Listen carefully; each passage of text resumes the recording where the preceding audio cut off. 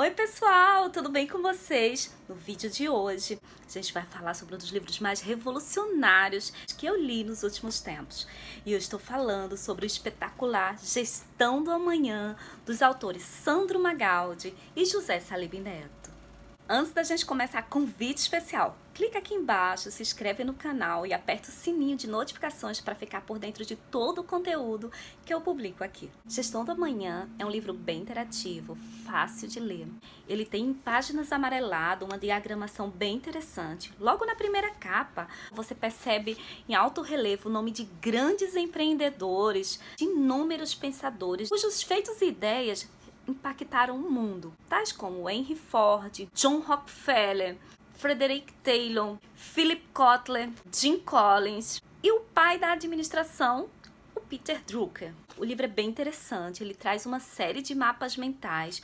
Ao final de cada capítulo, ele meio que traz aqui, ó, cheio de ilustrações.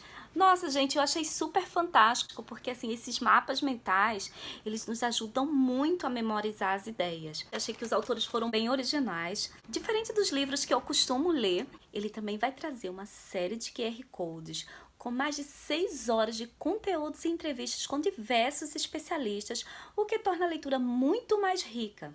E esses depoimentos, gente, é tipo uma espécie de talk show muito interessante.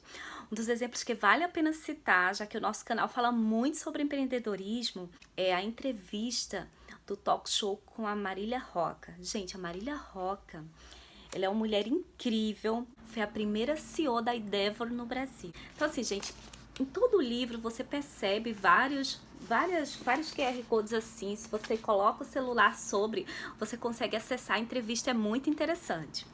Bem, gente, falando sobre a Marília Roca, Marília é uma das principais responsáveis por iniciar o termo de empreendedorismo no Brasil. Marília conta que tudo começou com a discussão de trazer a Endeavor para o Brasil. Na época, eles precisavam fazer um estatuto social. E para isso, eles precisavam colocar o termo quais eram as atividades que a Endeavor ia desenvolver no Brasil. Marília lembra que na época o advogado disse não poder incluir porque o termo não existia no Brasil. Segundo Marília, eles se passaram 5 anos e eles continuavam falando sobre a figura do empreendedor que poderia ser enaltecido no Brasil. E quando a Endeavor foi progredindo, quando ela foi ganhando relevância, e foi aí que ela passou a ser muito grande no contexto econômico no Brasil. Então, por fim, houve uma mobilização e eles conseguiram que os dicionários brasileiros escrevessem o verbete empreendedorismo. Ou seja, essa atitude demonstra que Marília é uma executiva à frente até dos lexicógrafos no Brasil. Gostei especialmente nessa parte, justamente por ser a área e o tema que eu defendo no meu dia a dia. Acho inclusive que o livro ficou muito mais completo e que os executivos convidados para o talk show agregam muito mais conhecimento ao leitor. Vale a pena conferir. Bem, gente, o livro vai começar trazendo uma série de exemplos reais e inúmeras perguntas provocativas para nos fazer refletir e entender que nós estamos na iminência de viver a mais impactante revolução já vivida antes. E que a quarta revolução é, sem dúvida, a mais abrangente e a mais impactante da história. Os autores também vão nos instigar a fazer profundas reflexões sobre o futuro da humanidade, fazendo um paralelo desde a primeira revolução industrial, no início do século XIX, com o surgimento da máquina a vapor. Naquela época, a gente percebe que o trabalho ele dependia muito mais da força do homem e dos animais. E com a primeira revolução industrial, é considerada sem dúvida um dos eventos mais importantes da história da humanidade, justamente porque com ele veio o crescimento econômico que atingiu níveis inéditos, pois apenas uma máquina é capaz de executar o trabalho com excelência de dezenas e muitas vezes centenas de homens ao mesmo tempo. A segunda revolução industrial, que teve início no século XX, onde o foco era na valorização do ser humano e na ascensão do mercado de consumo.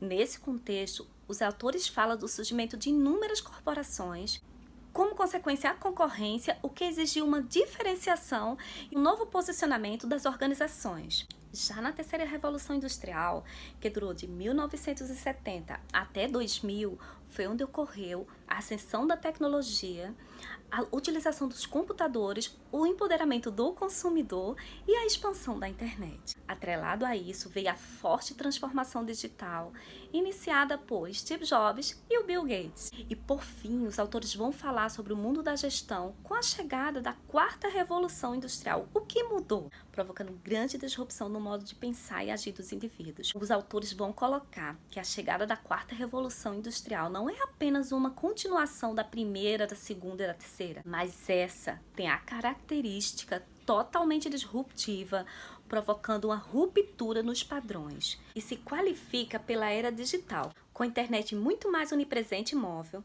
por sensores cada vez mais poderosos, menores e mais acessíveis, pela inteligência artificial, por máquinas que aprendem, pelo Big Data, pela internet das coisas, carros autodirigidos, robótica, computadores quânticos, algoritmos e plataformas digitais, termos antes utilizados apenas por nerds e cientistas.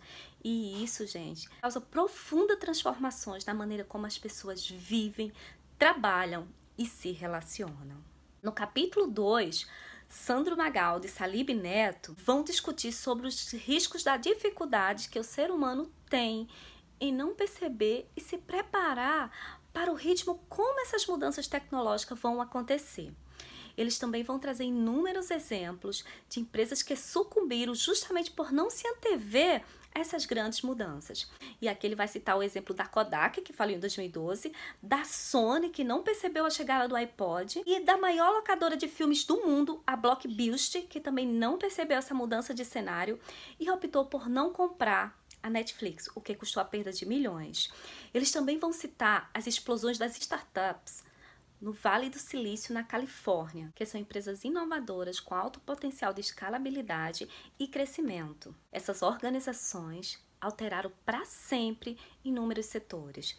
E aqui eles também citam o exemplo do WhatsApp, do Facebook, da Apple, da eBay, LinkedIn, Amazon, entre outros. A regra do momento é que qualquer companhia desenhada para ter sucesso no século XX está destinada a fracassar no século XXI.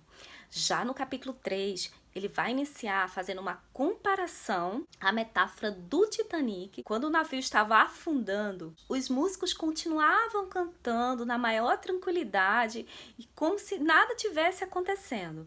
Então ele usa essa comparação justamente para definir os líderes que, diante dessas inúmeras mudanças, continuam fazendo as coisas da mesma forma, sem se dar conta de que o cenário mudou, de que o mundo é outro e de que eles precisam também avançar junto a essas mudanças. Magaldi e Salib Neto também vão falar sobre os novos modelos de gestão empresarial e as principais diferenças entre o modelo tradicional clássico ao crescimento da economia de escala, assim como a transição para o efeito rede. Mas, Adriana, o que é isso? Me explica melhor. Bem, gente, o efeito rede é um sistema que cresce de forma exponencial à proporção que aumenta o número de participantes na rede, o que gera mais conexões e, como consequência, o fortalecimento do negócio. Então, quanto maior o número de participantes, mais valiosa é essa organização. E é o que eles chamam de ciclo virtuoso da economia. No capítulo 4, eles vão discutir sobre a nova filosofia do aprendizado. E aqui os autores eles vão nos instigar a questionar e começa por fazer inúmeras perguntas provocativas para nos fazer refletir. Segundo eles, os estudos mais recentes na área da educação mostram que a maioria das competências requeridas hoje não serão relevantes em 2020. 50% do conteúdo adquirido no primeiro ano de um curso regular na universidade torna-se totalmente obsoleto no quarto ano. 45% das tarefas executadas por seres humanos hoje serão automatizadas no futuro. Isso demonstra uma nova filosofia da educação para um novo mundo, focada principalmente na autonomia do indivíduo e o encorajamento do ato de errar como parte do processo de aprendizagem. E, por fim, eles mostram exemplos reais de como o mundo começa a se disruptar e que talvez o perfil mais adaptável a esse novo cenário seja a capacidade de aprender, desaprender e reaprender.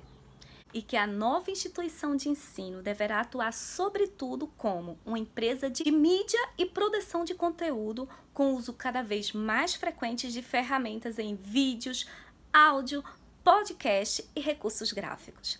Isso significa que para sobreviver nesse novo ambiente, as instituições deverão desenvolver sistemas educacionais cada vez mais preocupados em preparar líderes aptos a liderar na quarta revolução industrial. Já no capítulo 5, os autores vão construir uma linha do tempo da gestão, fazendo um paralelo do líder do passado com o perfil do novo líder como principal vetor de transformação da sociedade. Eles também vão nos provocar a pensar bold. Mas, Adriano, o que é pensar bold? Gente, segundo os autores, pensar bold significa pensar de forma exponencial, de forma ousada, de forma arrojada, de forma corajosa, de forma audaz, ser atrevido, ser forte, sabe, ser tenaz.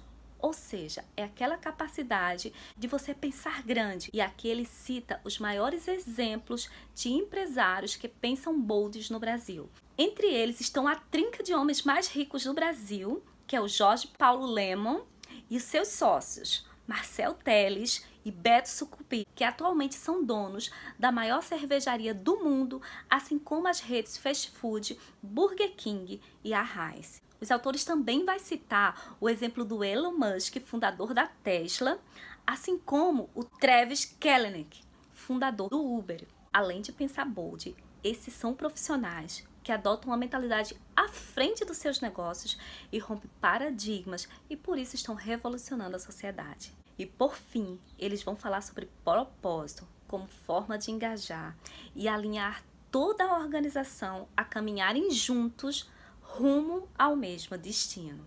O propósito, gente, torna claro a visão da empresa, seu conjunto de valores e crenças. E quando as pessoas entendem o verdadeiro propósito, elas tornam-se defensoras da sua causa. Os autores também vão defender as empresas com missão e visão claras, conseguem reter muito mais os seus talentos. Marcas com propósito inspiram pessoas e entram não apenas no cérebro, mas principalmente no coração. E para a gente concluir esse livro e esse vídeo, eles vão falar sobre 3 pontos que tem que ficar na nossa cabeça para a gente pensar e aplicar no nosso dia a dia. O primeiro deles é que o foco deve estar no cliente, ou seja, o cliente sempre tem razão. O segundo deles é a capacidade de fazer ótimas perguntas para obter melhores respostas. E por último, o líder como conector, como gestor, como especialista e, sobretudo, o líder com inteligência emocional, pois o equilíbrio emocional é a base de tudo para você sobreviver nesse admirável, emblemático e revolucionário mundo novo. Bem, gente, deixe seu comentário aqui embaixo, eu vou estar interagindo com vocês. Se você gostou desse conteúdo, se inscreve no canal, não deixa de dar um like para ajudar, para que eu possa gerar cada vez mais conteúdos como esse aqui para vocês. Espero que vocês tenham gostado desse vídeo e deixo aqui o convite para vocês lerem esse livro fascinante. Eu vou ficando por aqui, um beijo e a gente se vê no próximo vídeo. Tchau!